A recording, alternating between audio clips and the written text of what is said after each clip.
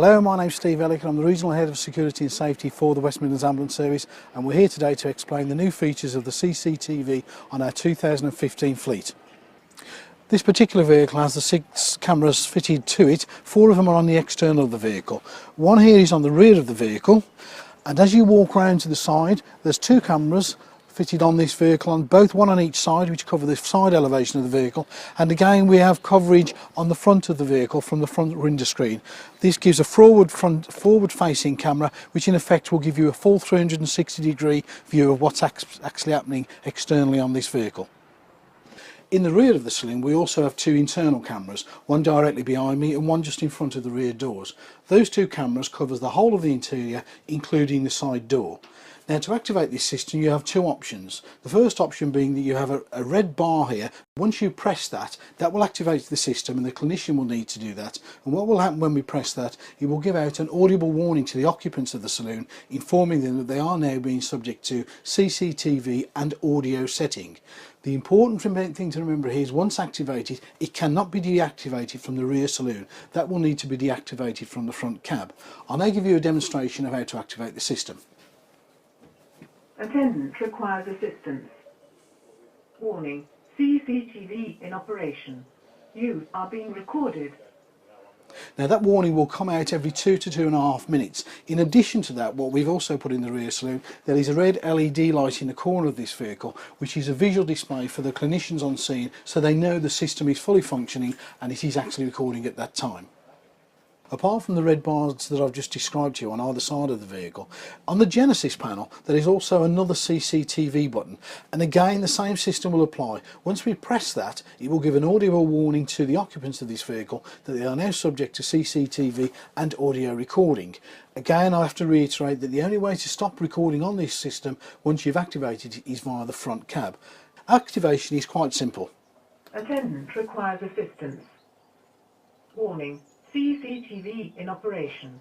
You are being recorded. What you can do in addition to this, in the front cab there is a secondary Genesis panel.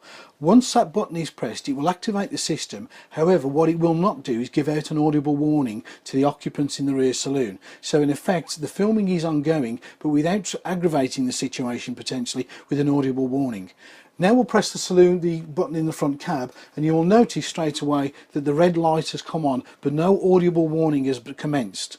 This system is now operating as normal, recording CCTV and audio, but without the occupants actually knowing. However, it is important to you to know that once deactivated from the front saloon again from the Genesis panel, there will be a message that says CCTV is now disconnected. My recommendation to you would be, while you have those individuals on the ambulance and you feel there is a threat, that this system is not deactivated until those parties are presented at the hospital or they've actually left the vehicle. To give you a demonstration of that now, we'll now switch the system off from the front cab and you will hear the message. CCTV recording deactivated. There we've explained the activation points that we have on this vehicle for the internal cameras. One important point to remember with this system is that should you activate the system because you are either being physically assaulted or indeed you feel as though there's a threat to your personal safety, once you activate the system either by the red bar or by the Genesis panel, the system will automatically capture the previous 30 seconds. The idea being on that is that should you be unfortunate enough to be assaulted on the back of this vehicle and you activate the button slightly after somebody's physically attacked you, this system will capture the previous 30 seconds. So we will have that data, and that's there as a safety measure because we're conscious that somebody could literally throw a punch or do something that you may not necessarily able to respond immediately, but as long as you do within the 30 seconds it will capture that incident.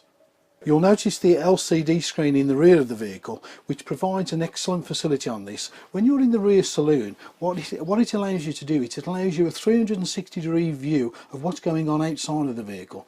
This is invaluable if you turn up to an incident and there's people banging doors or trying to gain access, or you're unsure who's actually outside. So the benefit of that is you can actually see from here, inside the vehicle, who's outside before you open the doors. And clearly you can take appropriate action if you need to, if there's something going on outside. What is important to make clear to colleagues is that we do not routinely monitor this system at all. You can activate and deactivate the system as often as you like in the rear saloon. However, we will not know that. The only time we will retrieve the data hopefully to get a successful prosecution against a person who's assaulted you, is if you actually tell us. So the important message is there: feel free to use the system, but nothing will be done with it or the retrieval of that data unless you physically tell the control centre. When I talk about retrieval, we're not talking about remotely looking at this system from a computer somewhere in the trust. Retrieval physically means that we have to come out and retrieve it from the vehicle. We don't have the facilities to look at things remotely, and so the only retrieval point is us physically coming out to the vehicle. So if you tell the control centre or the ASO that it needs retrieval, only designated people can come out, take the drive out of that particular vehicle and replace it obviously with another one for any further events. The important thing also to remember is that none of this footage is viewable on any system unless you have the appropriate software. This is all encrypted data, so the actual retrieval and review of that can only be done by designated people within the trust. The message really is, don't expect that we're monitoring anything, because we're not. Unless you tell us to come and retrieve it and we physically come out, that data will not be stored and it will not be used or any benefit to us if we want to get a criminal prosecution against somebody that's assaulted you. As previously explained, the 4 external cameras are running continuously on this vehicle. Now these cameras are going to be an invaluable tool for the trust and for yourselves should you be unfortunate to be involved in a road traffic collision. This will be able to clarify exactly what the situation was when that incident occurred. So these are very much a benefit for both you and the trust to protect you as a professional driver, but also protect the trust when we get clearly bogus claims coming against us where they identify that the ambulance is at fault. This system will actually identify and show the event as it actually occurred.